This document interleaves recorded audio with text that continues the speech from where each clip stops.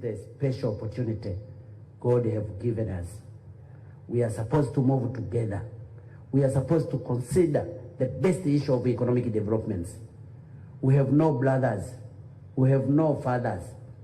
We are supposed to move as Africans. Africa should move on their own. They are supposed to change the directions. We are supposed to focus according to our directions, according to our environments. That is the only way we can help our people.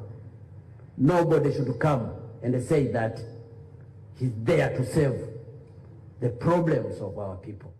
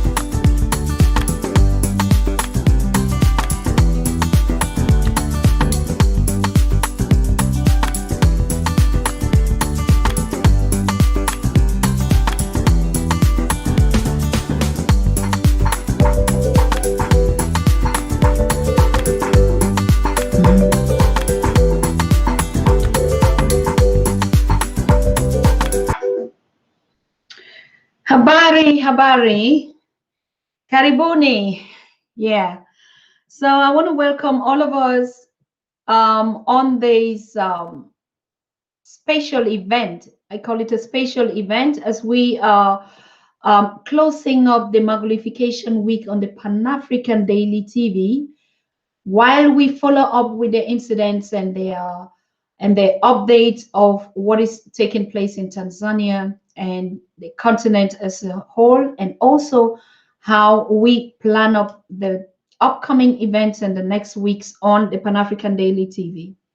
First of all, I want to thank all Africans worldwide in the name of the PanAfrican Daily TV, in the name of all the partners and Pan-Africanists worldwide, and also in the name of Tanzania, in the name of late President Magufuli. We want to thank all of you that have supported this week of Magulification, all the speakers, all the viewers, all the commentators, all the sharers, everyone that actually took off time just to be here to follow up this tragic incident that caught us unaware, but we all rallied around as Africans with one voice, one spirit, one solidarity, and one love for our people and the government of Tanzania. Today, like I said, it's a special occasion, as I've been communicating to you. We have our excellency here from Tanzania, but the ambassador of Tanzania in Germany. He's based in Germany, but I think he's the overall ambassador for the other countries in Germany or Europe, part of Europe. He's going to tell us. And it is a privilege, and we are really humbled that we have the statesman here who would share with us what I call some internal facts and information. As you all know, the Pan-African Daily TV is not just a media to share news and bring out stories, but it is more of an educational, institutional platform for Pan-Africanism. We share knowledge here with professionals, with experts, and voices around the world. So what are we doing here every day? We learn and we rewrite the history for our future generation and for children that are unborn, and even for our daily upgrades and learning about ourselves to know who actually we are. So having our excellency here to talk about the passing away and the leadership and even the stories and the rumors and the facts and the details and even what we don't know about His Excellency late Magufuli, and also to give us a little bit of a sense of direction. What next now in Tanzania? How is it going on with the new president? What is it that Africans should know to keep constantly focused on this government, on this visionary, on the system that is opening up so many doors for other African countries and leaders to say, we want to start looking into the Magufuli model, into the Tanzania model of leadership. Probably that could also be a solution where we can now conglomerate all the other sources of solutions and we can come up with a perfect model that would fit for African countries. So I'm so happy that His Excellency is here. Please be seated. Make sure you get your questions ready. The things that you want to clear. We've heard a lot of controversial informations out here, starting from the fact that, you know, this was a president that was denial of COVID. Is that true or not true? We have His Excellency here. He's going to tell us. Talking about the incidents of, oh, he tested bananas and this and this. Is that true or not? Is that really the way it was? What actually was that story that we hear? Because we've never had a media that we could really rely on information. So we are blessed and we are really highly favored to get the in-house information and expert people that own these agendas to tell us this truth the way we are. As we know, we're not going to be miseducated anymore as Africans because we have the right authority and the sources to get our truth and information and get the education that we need. So I want to thank all of you that are watching from all our multiple platforms. Wherever you're watching from, please make sure you click the like and follow and share and subscribe button. Make sure you click the notification bells each time we come live so you are updated about what our programs are all about.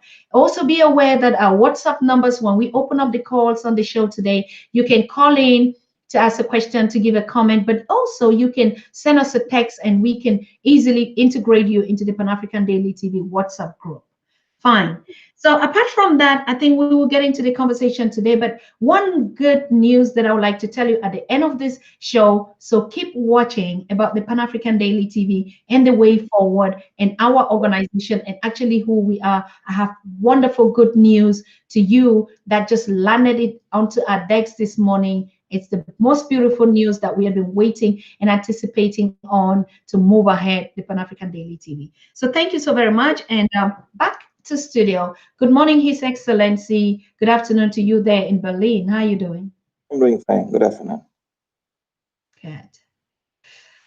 I must confess that it is not that kind of occasion. I mean, I know you since 2018 when you officially launched the focus country Tanzania at the International Africa Festival in Tübingen, Germany. You were our ambassador and our guest of honor representing your country. And on that day, His Excellency Balozi, we saw you came in, you were dancing, you were smiling, everything was just who you are. But I can imagine you sitting here today that it will be difficult for me to get that really person that I've known for years, a friend, a statesman, and a consultant, an advisor, and a mentor. Is it okay? I don't know how to put it. Yes, of course, it's a different day because now we are talking about we are about to talk about the sad event, which is the passing away of our former president. And we are still in mourning. So yes, it is a different occasion, and I'm trying to get the correct words here. But yes, I am in agreement with you that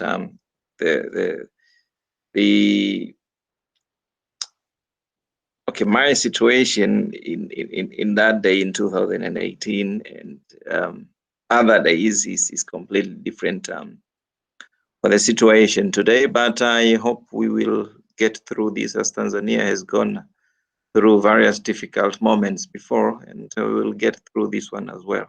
The good thing is we are still one as a country, and life has to move. Absolutely. Could you just give us a little bit of an idea? I mean, in this 5 years of the leadership of late President Magufuli, I mean, I know you are the ambassador also, which came with this government now. Could you just give us a flashback of who he was before we even get into any other thing? Oh, well, maybe people need to go through, even before he came to power. You see, first of all, many people who follow African or Tanzanian politics did not expect him to get in power, because people were mentioning other names. And he was a surprise candidate for the CCM, I should say, and who eventually carried the CCM flag during the 2015 election, and he won. And clearly he decided to do things differently, and especially when it comes to the fight against corruption and embezzlement of public funds. We all know that in many parts of the world where you have corrupt individuals, not only that in the government, but also in the parliament or in the judiciary, you are really faced with a huge mountain to climb when it comes to cracking against corruption. And we know that it's unfortunate in different parts of the world, not only in Africa, that some of corrupt individuals who happen also to be very rich, they are the ones who have a bigger platform to speak compared to the poor individuals who wouldn't go to the media or who would not be able to hire an advocate in court to defend themselves. Of course, I do not say that only corrupt people do hire advocates or only corrupt people do go to the media, but you are facing a situation where you start cracking against corruption, you hear noises from everybody, from politicians, from media houses, from international organizations, just depending on which type of influence the corrupt individuals, which type of influence the corrupt individuals had upon various institutions. Mm-hmm. And so he believes, and of course I also still believe, that the three enemies which we have been fighting against since independence, and that is disease, poverty, and ignorance, will only be eradicated if we effectively utilize our resources, and that is done by limiting or by eradicating the embezzlement of public funds and also eradicating corruption. So this was a big fight, and he had to do things which were abnormal. But then we started seeing the reforms. The collection of government revenue went up. And this is the time when we decided that to offer public education up to ordinary level secondary education free of charge. This has never been done before. And just by introducing of free education policy, for example, we saw the numbers of enrollment really went really high. Some schools enrolled standard 1 students, the number of which were 3 times higher than the previous years. So it showed to what extent that such policies was needed. And the constructions of dispensaries, so you're talking about over 400 dispensaries, over 10 referral, regional hospitals, over, 70 district hospitals.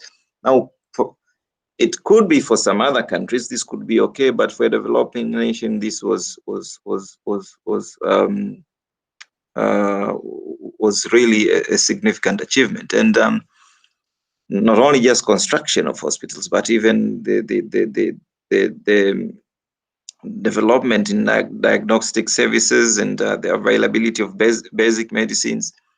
Yes, it is not to the extent as it is in developing nations, but look, for his 5 years, the number of referrals to foreign countries, I mean, of patients to foreign countries for getting, I mean, the number of referrals for patients to get treatment abroad has reduced by 90%, simply because of the reforms which were done in the country.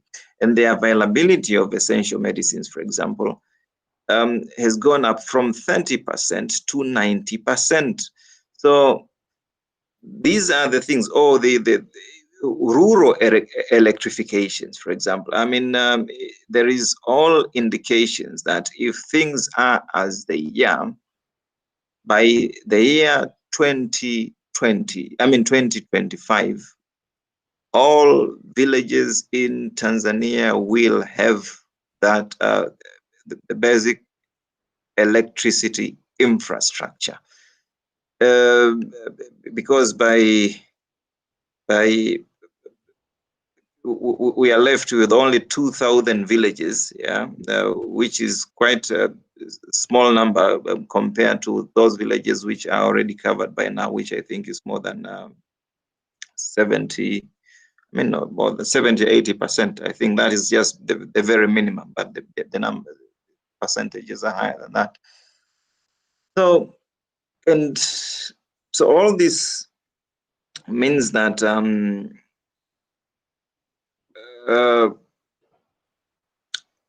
mean one thing, that when you utilize your resources effectively, when you collect your taxes effectively, when you fight against corrupt transactions, you are able to save your citizens. And I have not talked about mega infrastructures which would never have been thought before. Okay, some people would say, okay, some could have been implemented, but many people of my generation never thought that they could have been implemented at the pace which in which they have been. I mean, in which they were implemented. Yeah. So the development of our internal roads. I mean, the development of internal air travel. I mean, Tanzania is quite a big country. I mean, almost 3 times bigger the size of Yemen. So air transport is quite significant. Yeah, and also considering the fact that we also depend on tourism. So all those matters. But even more important is his impact on the lives of individual common citizens. I mean, many people coming from Africa, they know what I mean when I talk about common citizens. These are people who, most of them have to work on daily basis in order to get daily bread. So, and to be honest, they contribute significantly to the economy. We call it informal sector, but it is this informal sector which needs to be nursed in order to improve and to graduate to the formal sector. As you know, that the private sector, as it is, the formal private sector in Africa is still weak, but it needs nursing. So these kind of individuals should not be ignored. And he showed the example. And yes, I mean, you have lots of stories from these common individuals. Most of them are poor, so to speak, but who at least recognize that the late President Magufuli had positively impacted their lives. His Excellency, I see I know you. I mean, I know you particularly because I'm privileged to maybe say you're your friend, that we share some important information on, and I see the brokenness in your people, even in you, for the past days and stuff like that. And but the achievements is what has made Africans to actually, though we cry, like Professor Pierre Lumumba said, cry with one eye and keep the other eye open. Or Professor Baina Bello of Haiti also said that on this Eology Week, like cry, but cry like freedom fighters. Don't just cry and forget. Tanzania, you need to make sure that while you're mourning your president, you keep your borders secured. Because at this time where people are distracted, there's a lot of thieves that come in through every other ways to, to just snap while we're distracted and we're broken down emotionally. Now, if you look at the whole overall manifestation and Africans in the diaspora on the continent and everywhere actually wailing out, you think that's deserved, isn't it? Yeah, first of all, we really feel honored for the support. Of course, I had started reading, or we had started reading about, the views of Africans about the late President Magufuli even before his death. Yes. But we were really surprised by the support we got from around the continent and the Caribbeans as well after his death. Of course, that gave us courage, because you see, we are living in a strange world where some people decide to ignore the truth. I've been reading some of the Western media, the way they wrote, but then if you listen, or you read what they wrote and then compare to the feelings of the people in the street, I mean, all those people who were crying, who lined up across the streets when the body of the late president was passing through, then they said, okay, here we are, where some people decide to ignore the truth which is on the ground, and then they come up with their own views. But at least, yes, we can say that, okay, I mean, we all saw the live streaming of the pictures. We are all reading comments, so we all read comments, and at least the truth will remain the truth, that yes, the late President Magufuli really did work for the interests of Tanzanians, especially the poor Tanzanians.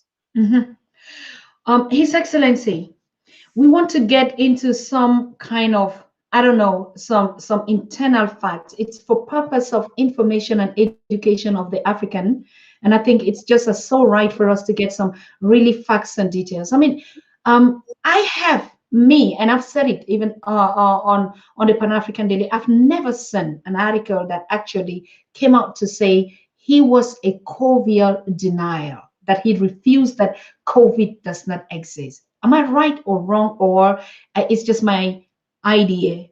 Did he actually refuse that COVID is not existing? No, he never did that. And you have evidence of that since even before the first case was reported in Tanzania.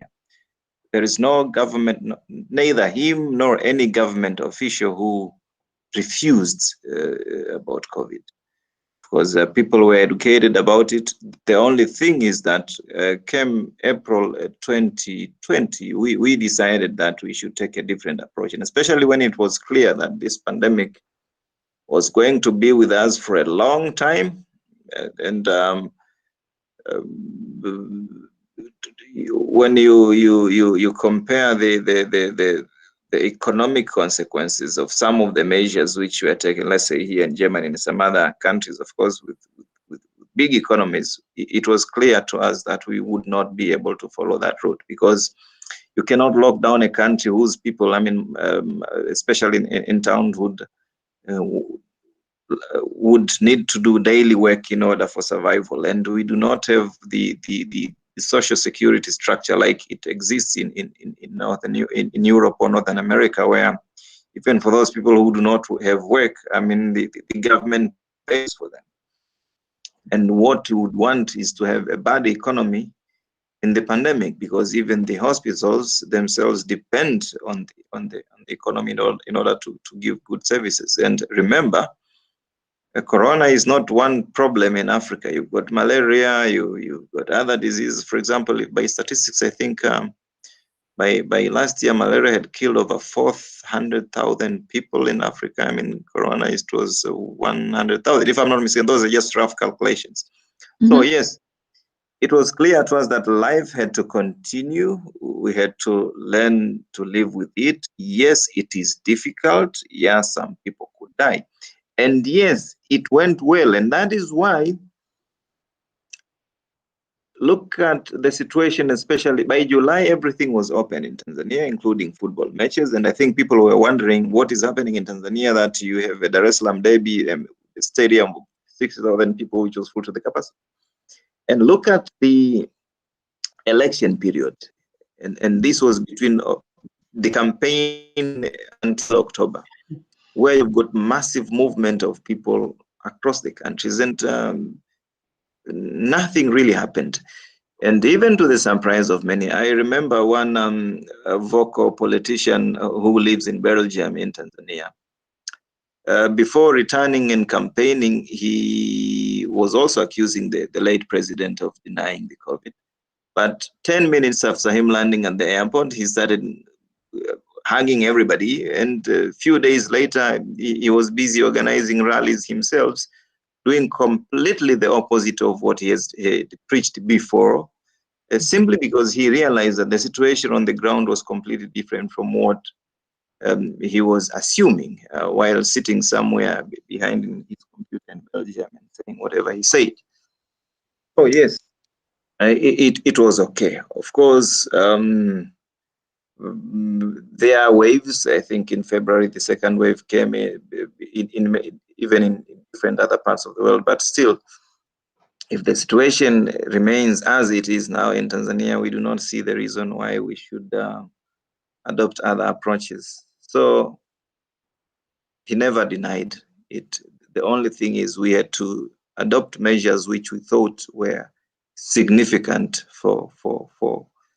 which would work for our own people, because it is in this kind of situations, it's like being pressed between hard and rock, and you must really be careful in selecting your approach, because otherwise you might end up protecting people from COVID, but also causing deaths because of hunger and other issues. Mm-hmm. All right, thank you so much for that. For that update. But also, there is this other questions that during all this test kits and trying to find out which one works, which one doesn't work, or what even reacts to it. It has been said that his former president Magufuli, collected samples of pawpaw, of goats, of whatever was set out there and sent to be tasted. These are all the measures that they use now, or that was used to say, he doesn't believe in it. That's why he was sending, all these samples to be tested to say if a fruit could test positive in that. So something is just not right. Is it correct, or what actually happened in this process? First of all, I think there is a difference between exposing problems with the test kits or with this testing system and denial that there is a disease.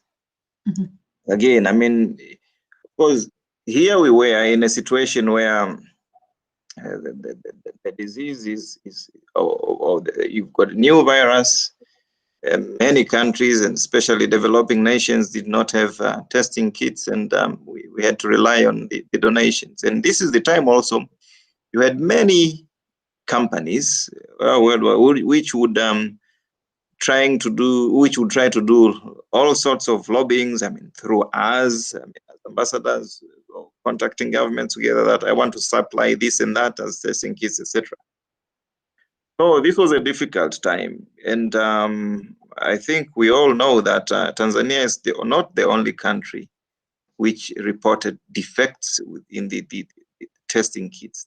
These defects were also reported in several other countries, and that's why even as we are now, you've got people who are trying to develop so-called testing systems or testing kits. So there are still issues. What happened is, we had our own doubts with respect to the test system, so we went to ascertain whether we are working with the right kits, because otherwise you might be relying on false results, and that could give you wrong predictions, either positively or negatively, with respect to the disease. So to put it simple, normally if you want to go and test for malaria or for HIV, you send blood. You do not send water, or you do not send urine or something else. So this is exactly what happened, that you had test kits which are supposed to take human samples, but to our surprise, these test kits would also read samples from non-human engine oil from papayas, and also declare them positive or negative. And by that time, we realized that something was not correct. And actually, after that, we decided to establish a new testing system altogether. I mean, to equip our laboratory, because it's not that the people who were involved were incompetent. No, I mean, these were very competent people, and this is the laboratory which has been also used before to test and whatever. I mean, to do all such kind of things in the health services. Yeah, as I've said, that the people who work there were really competent, and he really said that he did not believe that the people were incompetent, but we had either the problem with the system itself, I mean the testing systems, or the kits. And yes, we had to re-equip our national laboratory because of that. So again, it's not that he denied, it's only that we said that the texts were, I mean, the kits were defective, and we didn't want to offend anybody. We never accused any country of giving us the so-called defective kits. That was, we decided to move on with life, but in the way which we thought that it would be correct. And I know also the debates between, I don't know, antibodies and antigens when it comes to the testing of the virus. So it's all about that debate. Okay, thank you again. Of course, particularly what I assessed, and I looked at, I know that you're not here for the first time, you're here even for the third time, and the first interviews that we did was actually at the outbreak of the pandemic, and Tanzania was reportedly doing very well, no cases at that time. And then the second interview that we even did on the PanAfrican Daily TV, of course, we talked about you came 1 week after the ambassador of Madagascar came with this COVID organic from Madagascar. Mm-hmm. And I know, and I heard, I tried to replay that interview again, but because of the technical setback, mm-hmm, we cannot replay it today, but we will do it some other time. I remember critically that we use this example to say a country like Tanzania is looking forward to even collaborate with Madagascar. So there wouldn't have even been any reason to say he denied, and he was looking forward to work or look for solutions for Tanzania, isn't it? Yeah, and actually this is another thing again also which has not been well reported. You see, first of all, generally we know for different types of diseases, whether they have cure or it's just symptoms, plants have effectively been used. You've got lots of pharmaceutical companies which would go to Africa, research on various plants, and come with different types of medicine for different types of diseases. Yes, we got news that from Madagascar that they had developed something which they think that would cure the symptoms for COVID. And we said, okay, we can also take that and research. And actually what we took there was not really medicine ready for use. We took the plants which they gave us, and we also subjected them to our own research, because we also have a tropical, we also have the Tropical Disease Research Institutes. Okay, put it that way. I mean, the medical research institutes which research on these kind of things. And at the same time, also in Tanzania, for many years, we have also been researching on medicinal plants. We call it traditional plants. I mean, traditional medicine research. I don't know why the name traditional medicines, while I know even the so-called formal or conventional medicine, there are many plants which have been used as well. So yes, we decided that it is important to widen the research in that area because of one thing. One, you are told that you have a new virus whose disease does not have cure. And what do we do with the symptoms? can we do anything with that, or do we simply wait until people die? And then we said, okay, you should use all other means. While you've got researchers trained in formal medicines who are doing their own research, then also let in people who are experts in the medicinal plants or traditional medicines to also do their parts. And yes, we did come up with some syrups which are sold widely in Tanzania, and I think the legacy of that is that they would not only be effective for corona symptoms, but for other diseases, cold, flus, respiratory. And perhaps this is the new chapter of developing the pharmaceutical industry in Tanzania. Because you've got many people involved. And sometimes, and especially people who do not come from Africa, might get a picture of this African traditional chief with all types of strange clothes, developing medicines. But in the fact, you've got the participation of some trained professors there, the University of Dar es Salaam, and many other scientists, actually most of whom were also trained in Europe, who are busy researching on the issue. So this is another thing which was also really well misreported. People thought that, okay, we only went somewhere, took something, and that thing was ready for use. No, it was not. But even if it was ready for use, would it be wrong? I mean, would it have been wrong if that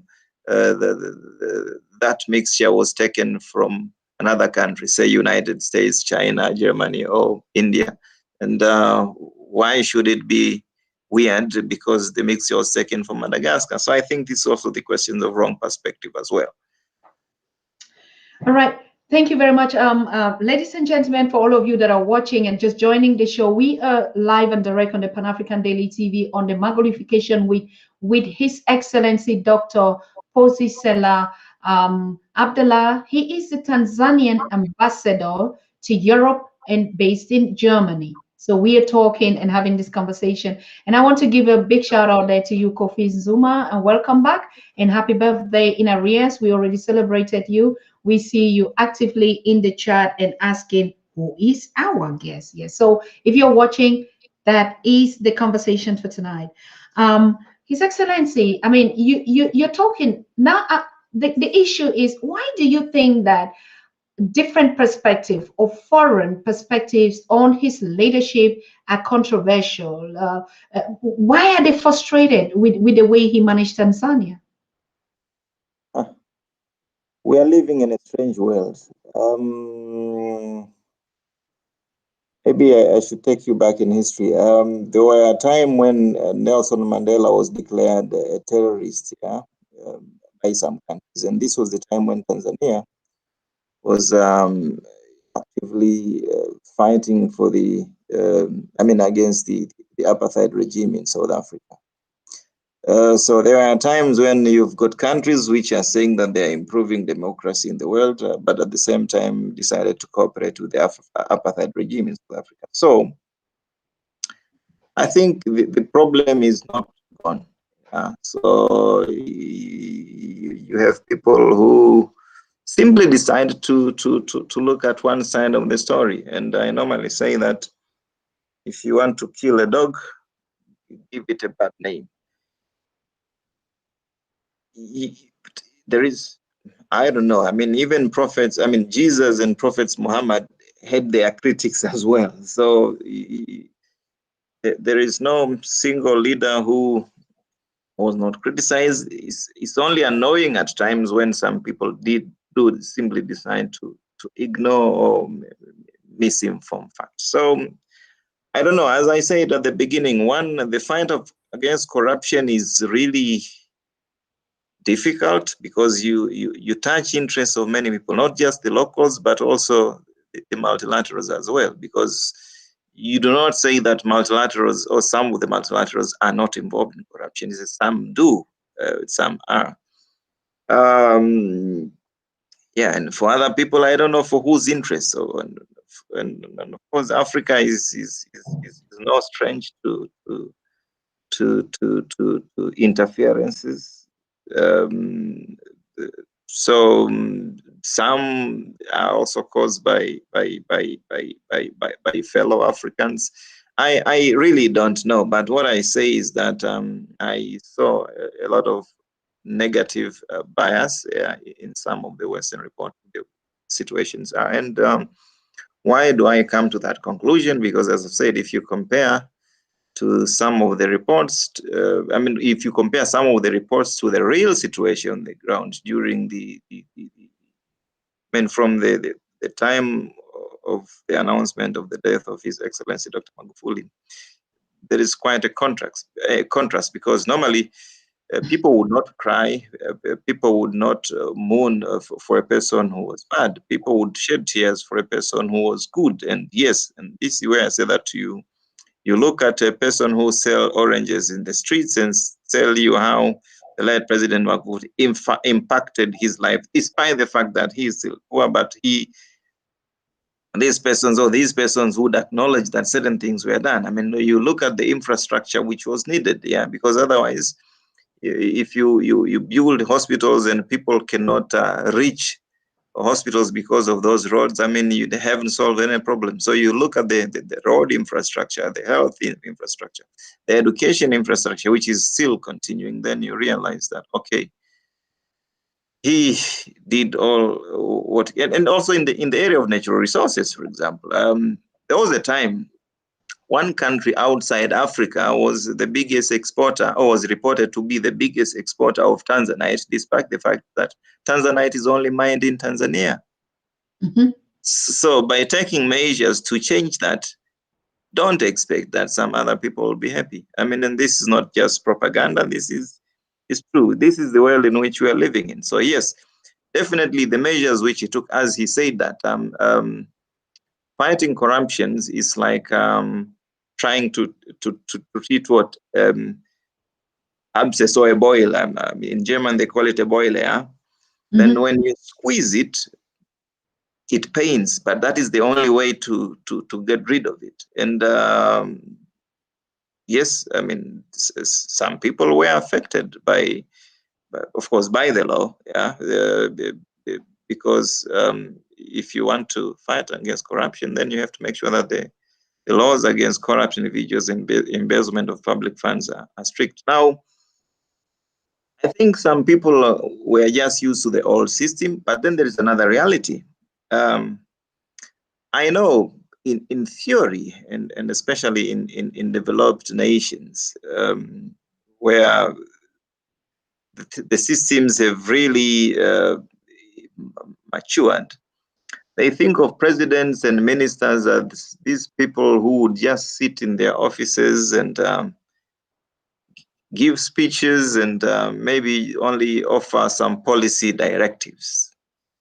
But when it comes to developing nations, where you have challenges everywhere, I mean, no, I think if you want to have only the figurehead president, it will be difficult. I mean, you need to have a person who really follow up, and we still have a long way until our systems are matured enough so that the system runs on its own. At this time, I think we are still at that stage where we still need that political drive to build, to strengthen our own system. So perhaps some other people who do not really know the real situation in Africa sometimes tend to write things simply because of the experience within their four walls somewhere in Europe or in US, but not in Africa. Mm-hmm. Mm-hmm. Absolutely. Another one very interesting things that the audience, I think, would like to learn about it, me particularly as well. Do you think that particularly I say the word Professor James Moore said, the enemies, so anybody that is contrary or just hate you for whatever thing you do are your enemies. Do you think that the enemies were even really surprised with the how do I say, with the transition? I mean, he just passed away on Thursday. On Friday, we already had Excellency Samia who was already inaugurated officially as the president of Tanzania. Isn't this really something that nobody saw it coming? I don't know. I remember to have I remember to have listened to one funny commentary from one news channel. I don't remember. Maybe it was Canal France International, where one reporter was saying that maybe there would be problems in Tanzania. Maybe the men in the ruling party would prevent the swearing-in ceremony of Samia. And then I said, what is this reporter reading from? Because our constitution is very clear. And the moment you nominate somebody to be the vice president, is that potentially this person will be the president. So it was accepted then in 2015 when Her Excellency Samia Suluhu Hassan for the first time was the vice president. It was accepted again before 2020 election.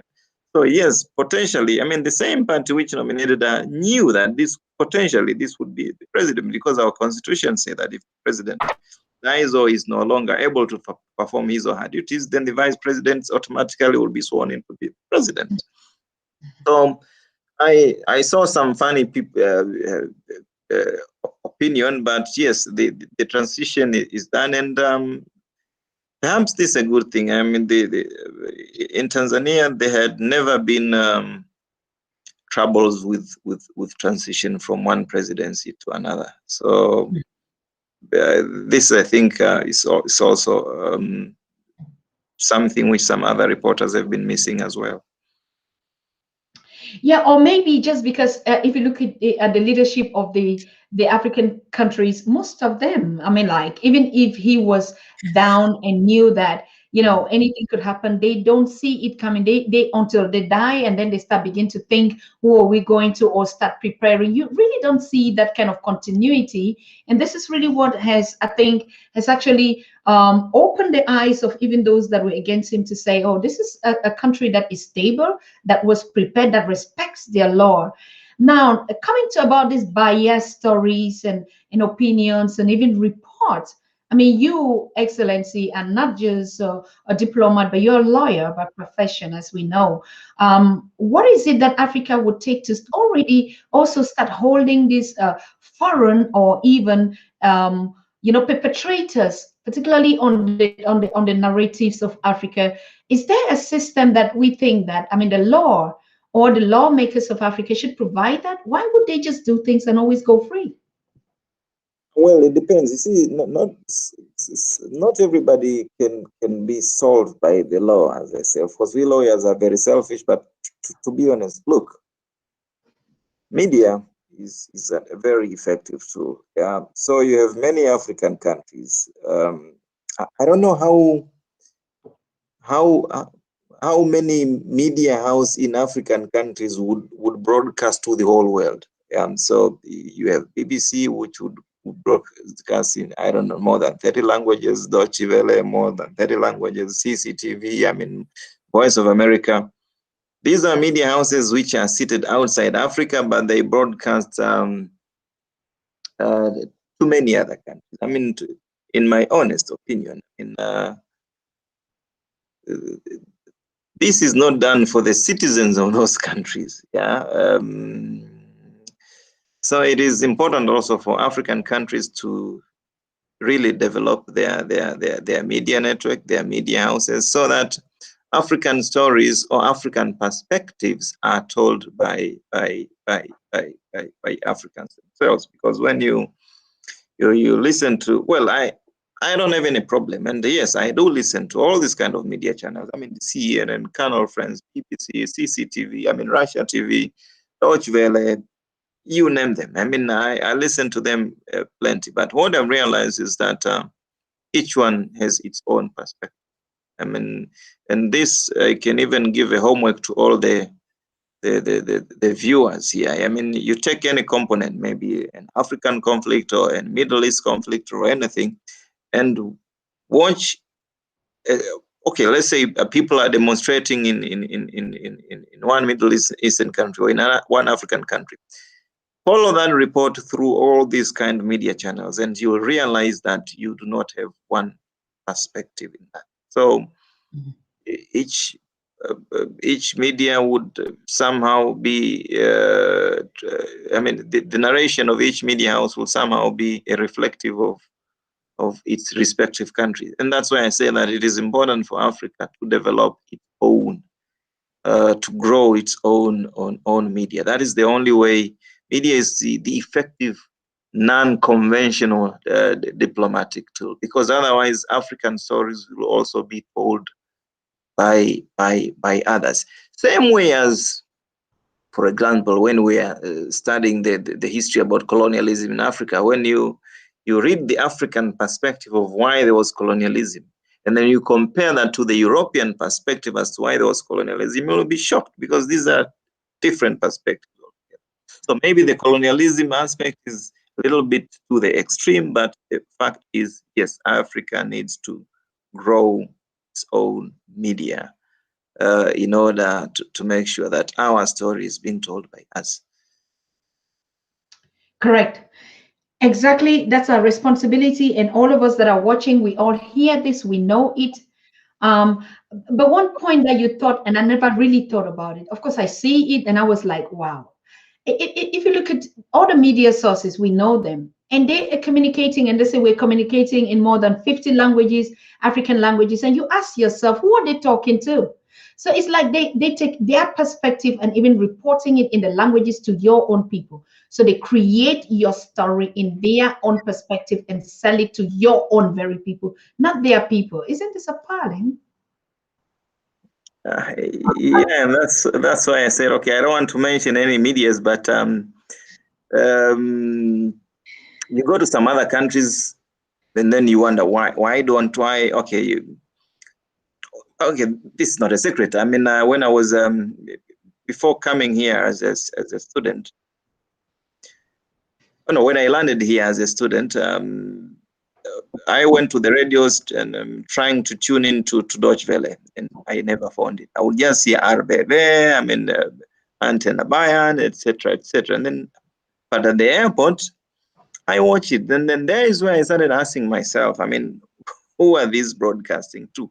Yes, they are our partners, and of course, Swahili is also used by Deutsche Welle, which is really important for the promotion of Swahili. But the fact remains the same. Germans do not speak Kiswahili, and there are very few Tanzanians here who would listen to Deutsche Welle. Actually, they don't. Most of them, they cannot tune to it here. So it's the question which I know that it is not for us. Yeah, it's for other. It's for other countries, and I don't see it is wrong, because yes, even if we had resources too, we would have an effective media tool to give our own perspective. So yes, we are in this world where each country uses its resources to develop its interests, and it's validly so. So what is important when I'm saying that each country is trying to do so, for us as Africans, we must understand that, okay, now if this is the fact, what do we? Yeah, so best way I say is also to develop our own, but also maybe it's also to make Africans to be very critical. You don't, of course, from the human rights perspective, we are talking about the freedom of information, the independence of the media. Yeah, but how independent is the media house? Is it independent from the perspective, or independent in the sense we are talking about the utopia, but this kind of an ideal independence which does not really exist? Because when you do something, you must start from a particular base, yeah, and it is that base which informs either your independence or bias. And in that case, I say, in my opinion, looking at the big media houses of the world, there is nothing which is completely neutral, because otherwise all of them would have been unanimous in reporting a particular story. But you see, there's a lot of difference when it comes to report of a particular story, and especially when the country is concerned. The countries within which these media houses are concerned, have a different opinion with respect to that particular matter. Yeah, this topic, I mean, we already talked, or we're paving it to even discuss with Professor Pielo Lumumba, who is also an advocate and a lawyer, and just saying, I mean, it's too much. The bias in the information on Africa is absolutely not a no-go. I mean, in this 21st century, like you're saying, stories or incidents like what you're reporting is an in-house internal policy of the government, which is the fact, but you hear how they twist it and they get along with it, and it's okay. And well, Africans, like we're saying, we have to wake up to understand that it's all a world of business where I defend myself according to my interests or according to who buys it and who follows it and how I create a job and create a living out of it. But the issue is we are Africans and we know about the spirit of which we define Africa. It is about us. It's about the spirit of Ubuntu. It's about not just making money out of a continent or a people, but actually realizing that you're reinvesting in those same lives that we are talking about. I think that's even just a human basic value that qualifies people to be called human, and decency and humanity for that sake. And now you see, even in other countries, like we're talking about a whole organization or whatever that would just give a country a sanction. And now you begin to ask, do they sanction these governments and individuals responsible, or the decisions of these sanctions go to actually implement and affect the whole local common people, which is something that we think shouldn't the world or shouldn't African leadership start thinking about all these measures? Like, it is not just about a corrupt president, or it's not even just an image of a Magufuli, but it goes automatically into a general image and status quo of the African or Tanzanians or Africans in general. So I think these are all information and narratives and education and that we, the African, or building the Africa, that we need to see, start thinking about putting this kind of perspective while we're looking for solutions to our challenges, that we start thinking, who is it that tells us what we need to hear, and how serious should we take and rely on this information? Just asking yourself that question makes you already in that process of redefining how you consume information about Africa or Africans or you yourself, and how you actually use that information to foster the progress and the development of the African. So it is very important. Excellency, one last thing. I don't know, I would open up the lines to take some few calls and commentaries. We're ending this production very soon because it was a special occasion to get the final word from the in-house of the government of Tanzania, and also from Tanzanian's perspective, actually what we know about the Magulification week, or His Excellency Magufuli's vision for Africa, not just what we hear or pick or stories or whatever, but we get it from the horse's mouth, like we said. Now, Africans are asking, I'm also asking, what is the way forward? What is it that we expect to see after these 21 days of mourning, that Tanzania will just go on normally with the visions and the work and the projects? What is the way forward, Your Excellency? First of all, to continue with the plan which is already there. You see, most of the things which are done were the things which he presented during the election campaign. So they were written in his election manifesto. And for people who are a little bit stranger to the politics, is that when you win an election according to your manifesto, and then you have the chance to present your vision within the parliament, and if the parliament approves that, it means that now you have to budget for it. So everything is written. And the good thing is now the current president was the vice president since 2015. So she had worked closely with President Magufuli, and she has assured us that everything will go right. And if you look at her record as well, so I think everything will go all right. There is no reason why we should go backwards while the roadmap has already been drawn for us. And maybe I should remind some people here that, yes, Nyerere died in 1999, and the Nyerere spirit was left with us, and many other leaders carried forward. So, and that is the one which is striving. I mean, the pride and love for the country, and also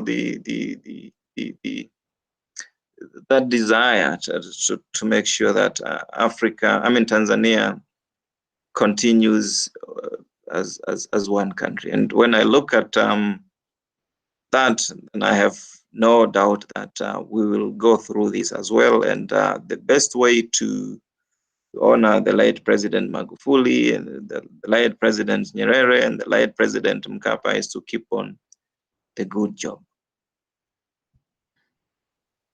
Have you ever been on the top of Mount Kilimanjaro, His Excellency? No, it's unfortunately that my mother comes from the region just around there, and sometimes when I would travel between Moshi and Arusha, I would just see the mountain by my right side. But I hope one day I'll be there. Absolutely. Yes, I also hope one day I'll be there, because I hear from the stories from our exhibitors each year at the Africa Festival in Tübingen, Germany, because we have at least 20% of exhibitors, traders, artists, manufacturers that are leaving Tanzania. And that's why Tanzania is not only a focus because of the loss of His Excellency Magufuli. You know where we all come from. Even when we launched the first edition in 2010, it was the former ambassador, also the one that you were sitting in his place, that officially inaugurated. And we had the first speech from the Bundespresident, the German president, Dr. Horst Kohler at that time, who actually sent an official appreciation letter thanking us to have initiated that Africa Festival, and with the ambassador of Tanzania inaugurating, because also of the collaboration that the Baden-Württemberg, particularly Tübingen in Germany, has as a partnership to Moshi in Tanzania, but also because of the relationship between the two countries, Germany and Tanzania, in terms of even things in the times of colonial stories and slavery and all that. So I think there is some kind of a merging out there while you're sitting there in Berlin, that we see that this continuity is also going to be under the leadership of His Excellency Samia, isn't it? Yeah, thank you. I appreciate it. Yeah. Good. So yeah, we are hoping that the lockdown is going to clear up, because already we had started anticipating of putting out an event there in Tanzania, and we already were talking with our exhibitors in Arusha and even in Dar es Salaam, but because the COVID just came, everything had to stay the way it is. We're looking forward to go to Ghana 2021. And after Ghana 2021, we should be in Tanzania or Malawi. And, you know, just kind of like a touristic event where Africans can gather and we begin to learn one country after the other, not just talking, but going into really visiting, particularly the grave.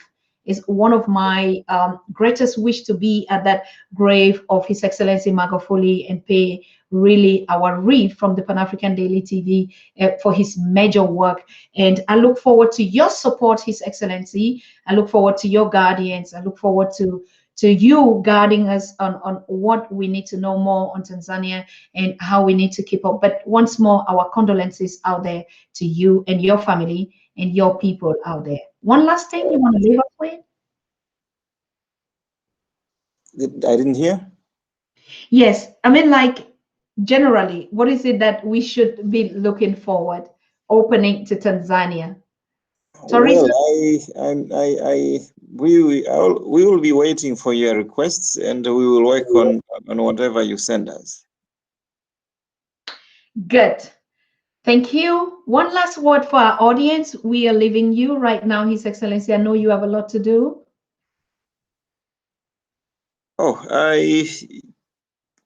Just the word of appreciation for the support you gave us during this difficult time. And but another thing, I said, okay, nothing to worry in Tanzania. We will go through this as well. Beautiful. Thank you so very much, His Excellency. We wish you a happy stay out there, and we keep praying, and we keep the spirit of Magufuli higher and higher every day. Thank you, and good afternoon. Thank you very much. Thank you. Yeah, bye-bye. Bye. Good.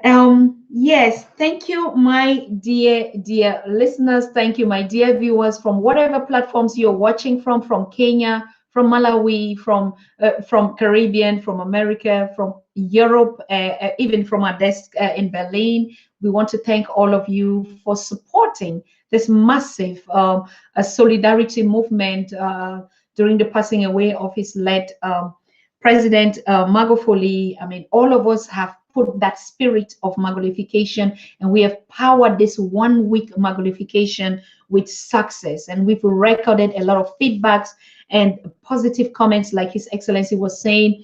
We've had a lot of, solidarity from all over the world. This is the first time, I'm sorry, this is the first time that Africans have actually gathered under the African tree.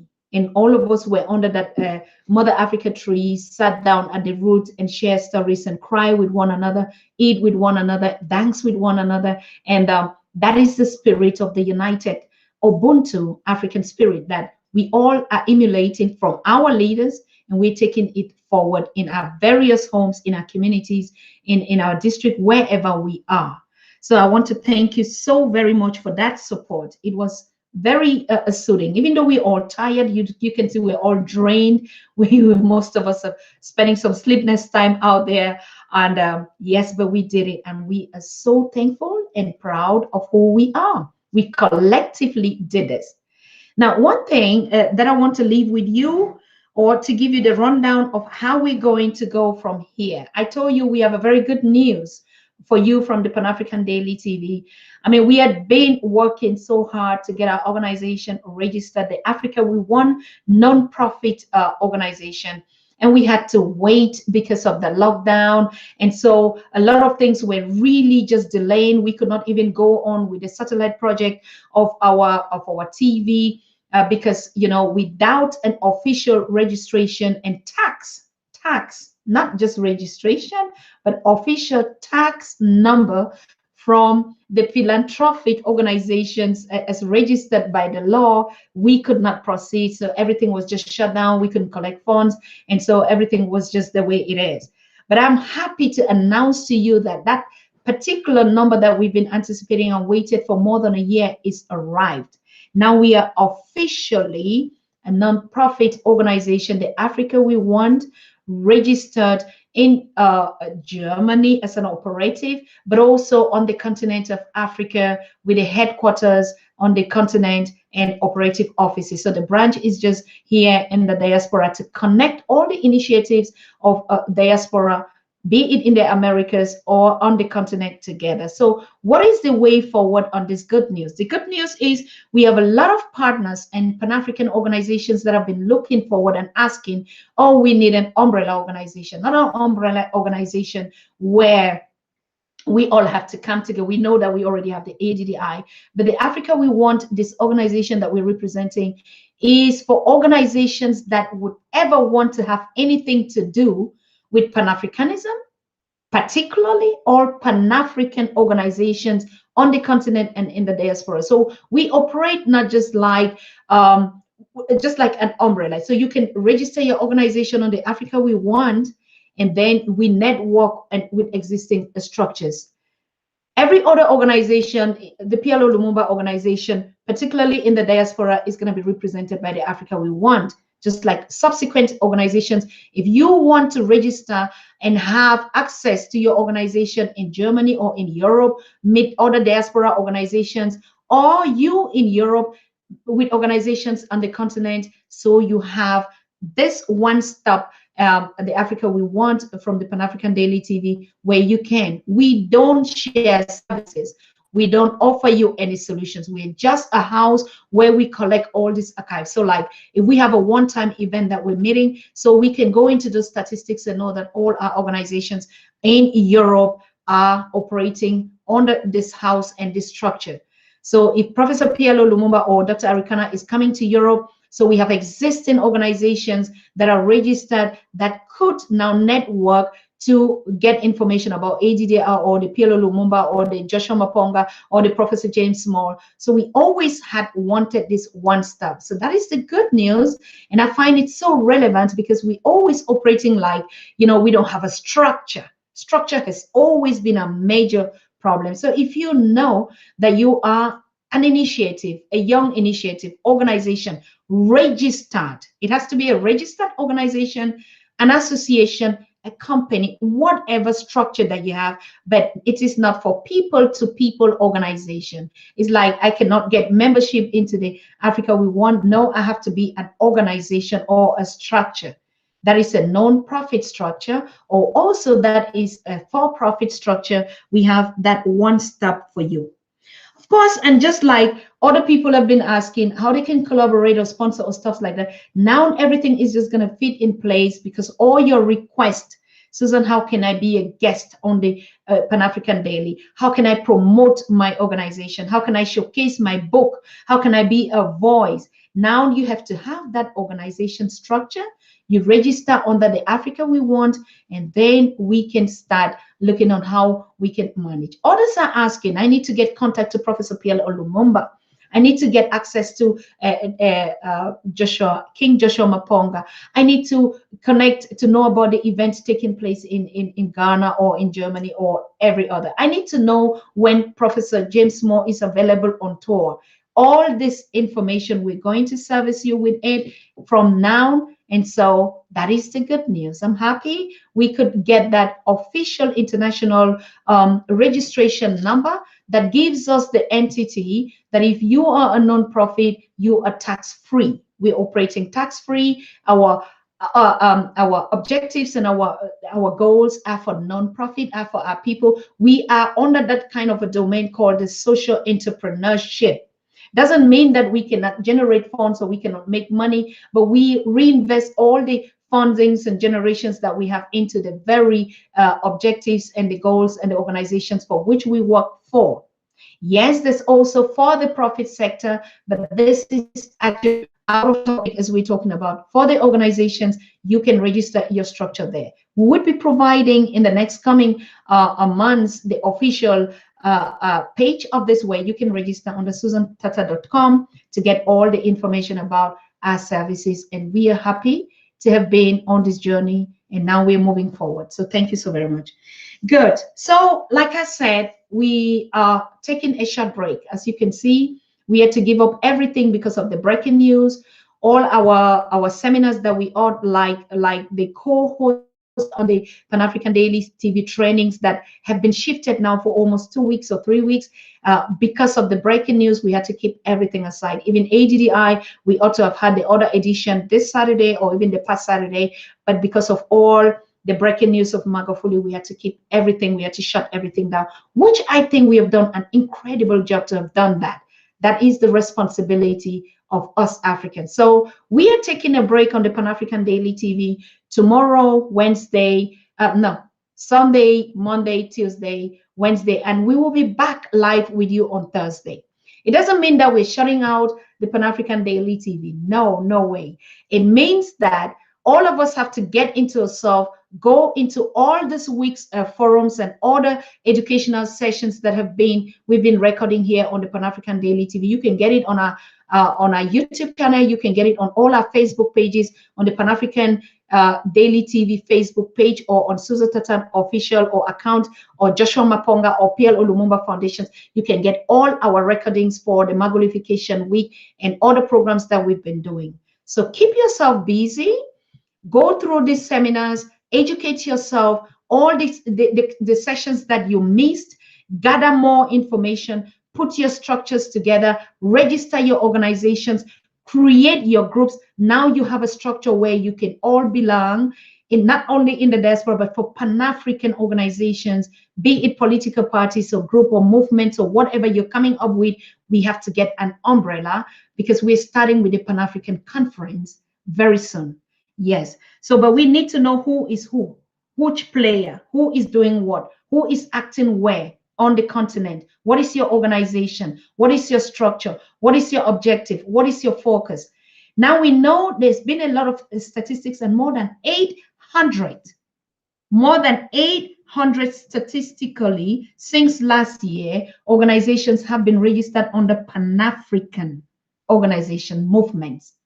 We know a lot of them on the continent and in the diaspora. Because of this spirit of Pan-Africanism that our leaders enkindled in us, but also because of the Pan-African Daily TV, we've had a lot of groups and engaged people that have picked up that mantle and picked up that responsibility to create volunteering services, organizations, repatriation services, you know, all uniting Africans and building the one Africa. That is what we call Pan-Africanism. So it is a spirit. It is a spirit. Pan-Africanism just means a united African people for Africa by Africans. Yes. So if you have your organization, if you have not, this is the perfect time for you to create your organization, put your objectives, and we create this and register under the Africa we want. And so we can begin to see, are we 1,000 organizations? What is our motive? Who is doing what in what sector? We already know PLO Lumumba is for leadership. We know Maponga Joshua is for indigenous African culture and for kingdoms of Africa. We know Rutendo Mintanyara is the voice there on political issues, on sanctions, but also as a social entrepreneur and what we call a consultant. We know Wudamaya is out there on changing the narratives and promoting and showing the best cases of investment out there. But we also know there are a lot of structures in the diaspora like repatriation. All these small, petty organizations, we call them the grassroots organization or the commons. That is our focus. Organizations that are focused on the poor, organizations that are focused on the less privileged, organizations that are focused on really, like I said, the voiceless of the voiceless. You are the ones we are working with. You are the ones that we're working for on the Africa we want. Bring in your projects to us.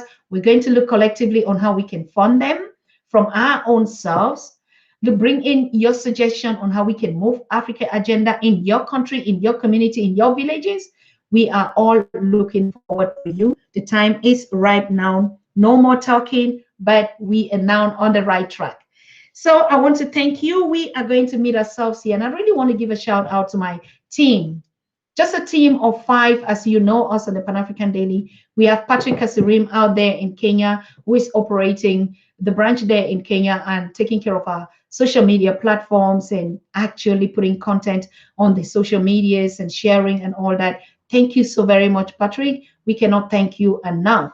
I also want to thank Neisha Melkan. Neisha is our youngest volunteer who is my PA assistant. She's the one writing all the SMS and all the contracts and getting the speakers and connecting with them. Neisha is also in charge of curating the WhatsApp groups and building all the subsections and sending you messages and texts. And even the coming live now on our flyers and everything is being done by Patrick in that. And sitting here with me on the desk are my 2 sons, the Iya Babo Tata, who just turned 17 on the day His Excellency passed away.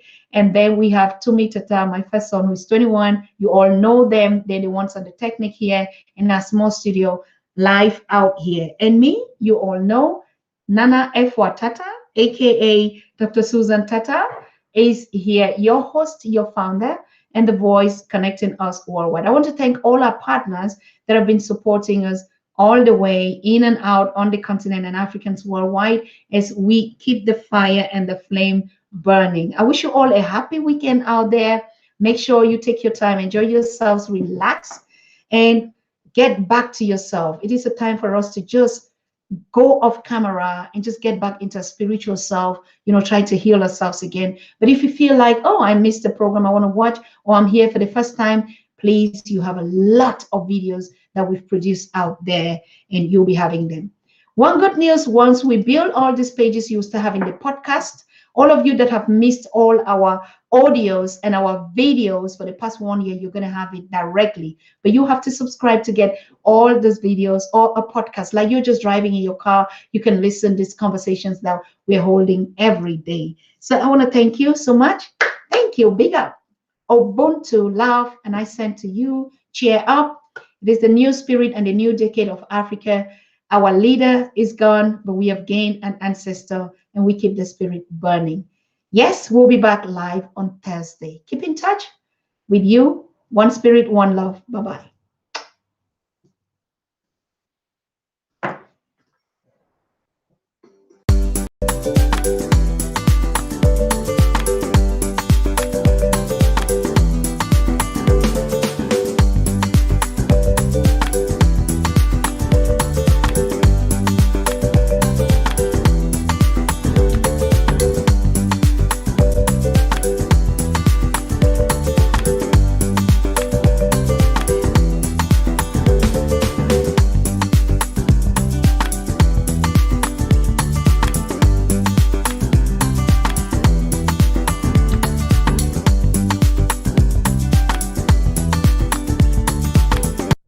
This is the special opportunity God has given us. We are supposed to move together. We are supposed to consider the best issue of economic developments. We have no brothers. We have no fathers. We are supposed to move as Africans. Africa should move on their own. They are supposed to change the directions. We are supposed to focus according to our directions, according to our environments. That is the only way we can help our people. Nobody should come and say that he's there to solve the problems of our people.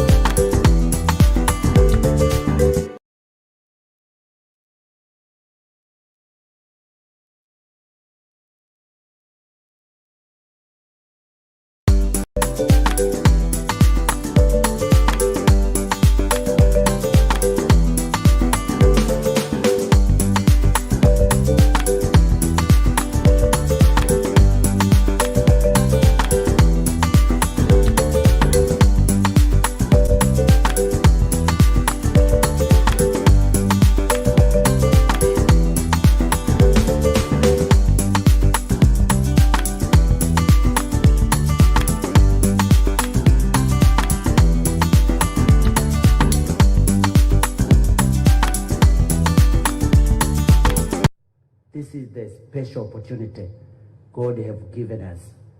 We are supposed to move together. We are supposed to consider the best issue of economic developments. We have no brothers. We have no fathers. We are supposed to move as Africans. Africa should move on their own. They are supposed to change the directions. We are supposed to focus according to our directions, according to our environments. That is the only way we can help our people. Nobody should come and say that he's there to solve the problems of our people.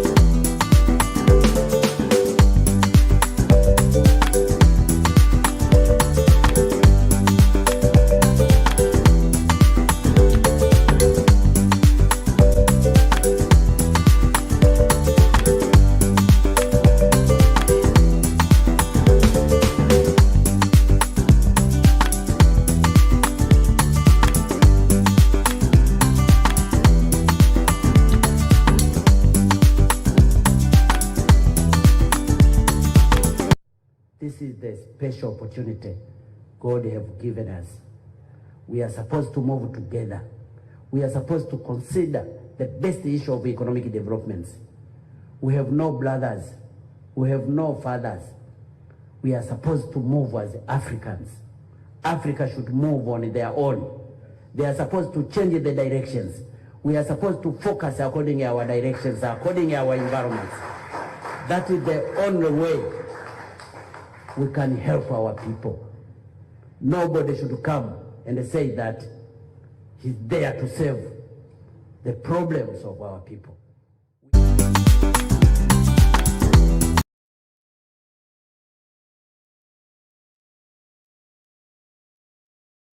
Let me say, glad I am to have had this opportunity to be invited by President John Pombe Magufuli to have this conversation. I was already in Kenya and I got a phone call to come back, and I did.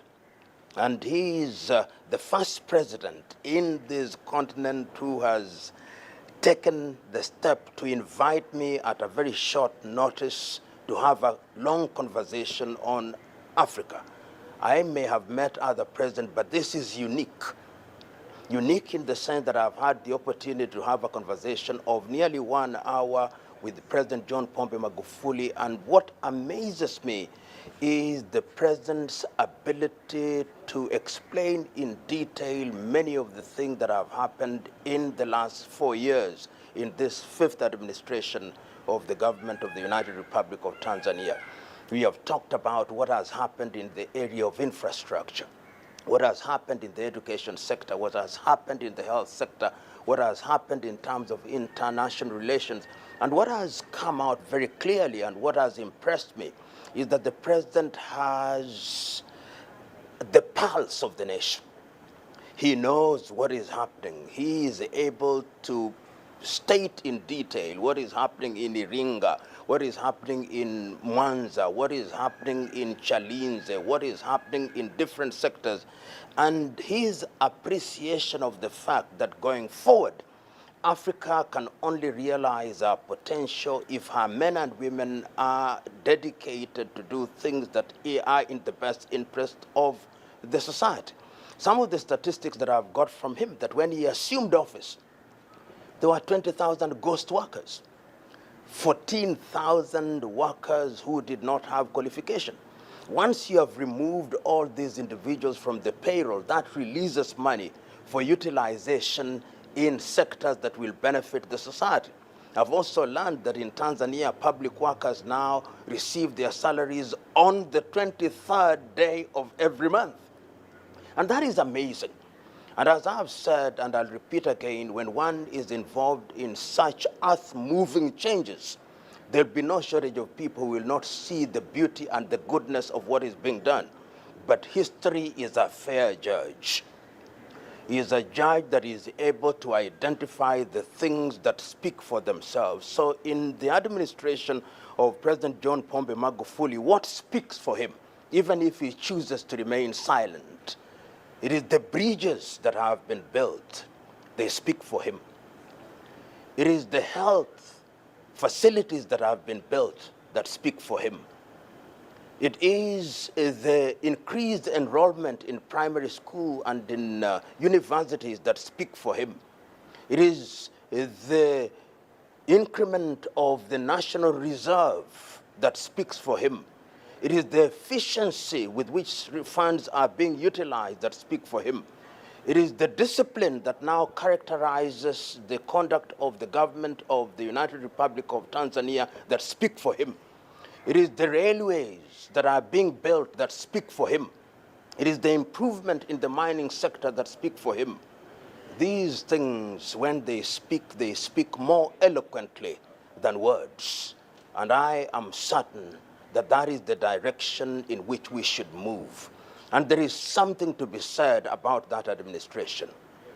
Focus, dedication, vision.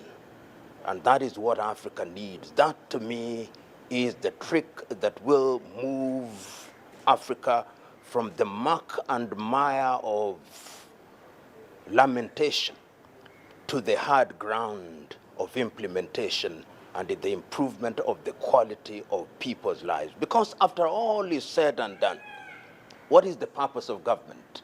Purpose of government is to create an environment where people can realize their potential and to provide for them in the critical areas of health, education, and of course, to ensure that there is food and opportunities for young men and women. And I believe that President John Pombe Magufuli is thinking in that direction when he talks about the fourth industrial revolution, when he talks about robotics and internets and the use of technology and transfer of technology for the betterment of the people of Tanzania. I've had a beautiful conversation. I've had an enlightening conversation.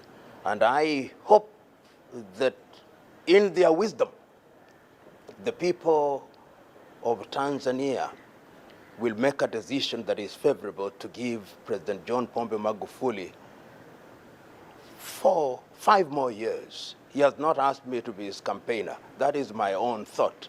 If I was Tanzania, I would say, jaribu tena ndugu rais. What is to magulify? To magulify, which we will not find in the English dictionary, but I hope it will find a place in the next issue of the dictionary, is to create an environment where resources are used efficiently.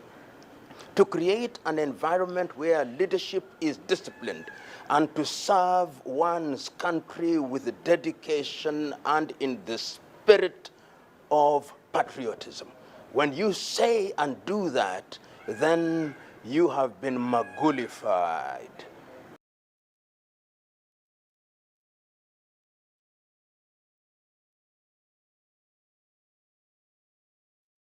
What has not for Tanzanians but entire Africa, death has robbed us. Magufuli has gone. It has raided a selfless and courageous leader. The ambassador of Ubuntu is no more. A dark cloud has covered Africa. A hero has fallen. A Pan-Africanist has untimely left us. A gallant son of the soul has departed. Good people don't live longer, but their legacy lives forever. Heroes don't rest in peace, but they rest in power. God gives, God takes. Rest in peace, Magufuli.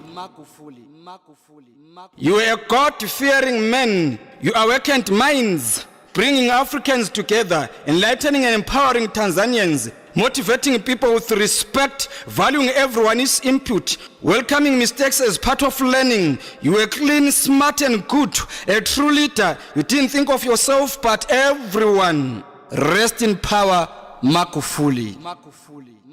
May your dear soul rest in power. You banned all foreign trips. You were declared a dictator for not taking orders from African enemies, because you refused to bow down to them, because you are not a puppet or a toy leader. You never took loans from them. Revived, resuscitated, resurrected, revamped the Tanzanian economy. You tirelessly fought against corruption, injustice, and human rights abuse. Your policies were heroic before you were declared a hero. Rest in power, Magufuli. Those who came before you ran their race. You ran your race. We'll take from where you left and run our own race at an improved pace. Africa will be united one day. You are at least on safe hands. Tell Kwame Nkrumah, Julius Nyerere, Thomas Isidore Sankara, Steve Bantu Biko, Samora Machel, their spirit of Ubuntu African unity is still our agenda and Pan-Africanism. If I had powers, I could have asked a few more years for you. If I had powers, I could have asked you to rise up and finish your unfinished business. But alas, I will just say, rest in power, my powerful comrade. Until we meet next time, rest in power, Magufuli John. We are all devastated by your loss. This is not a Magufuli family loss. This is not a Tanzanian loss. It's an African loss. An African pain, an African enemy gain. We exactly don't know what killed you. Only God knows why, how, and when. Africans shouldn't worry about God's program. Instead, they must get stronger and be united. The fight for African restoration still goes on. Everything will be all right. Rest in power, John Pombe Magufuli. Pumzika kwa amani, Credola pa, then cancer and pass. Luanu dom, Lalangotlolo. Rest in power, John Pombe Magufuli. Rest in peace, John. Rest in peace, John. Rest in power, John Pombe Magufuli. Rest in peace. May your dear soul rest in power. May your dear soul rest in power. Rest in peace, Magufuli. I am Obed Dube, the African poet.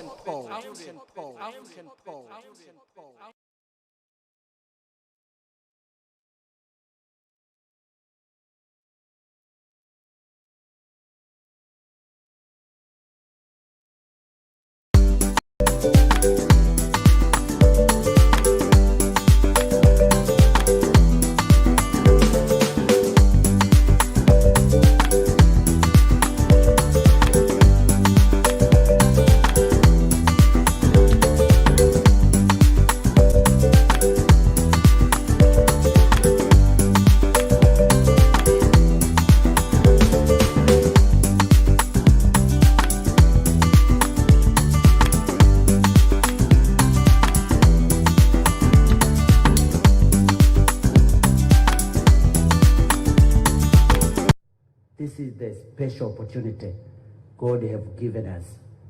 We are supposed to move together. We are supposed to consider the best issue of economic developments. We have no brothers. We have no fathers. We are supposed to move as Africans. Africa should move on their own. They are supposed to change the directions. We are supposed to focus according to our directions, according to our environments. That is the only way we can help our people. Nobody should come and say that he's there to solve the problems of our people.